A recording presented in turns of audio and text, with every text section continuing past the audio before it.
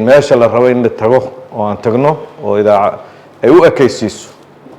askariga iyo qofka ciidankana uu u ekaado qof mas'uul ah warbaahinteennuna u ekaysiiso qof mas'uul ah oo meel weyn laga filayo haddii meedi ahaan askariga la weynayo wuu isla weynaanaya isaga naftirkiisu meel xun isla dhigi maayo laakiin haddii wax kasta lagu tuuro marka dambe waxaa la war bulshadaanba way ku necab tahay adiguna maaragtay waxaad rabti ka samayso marka inaan u adeegno wejiga fiican iyo shaqada fiican ay hayaan iyo dhiigga ay bixinayaan inuu qaali yahay qofka intaa samaynayana inuu sharfanaado waayo marka cadawgaa rabnaa inaan lugaha aan u bixinno si ciidankeenuna u xoogaysto wejigooduna u qurxonaado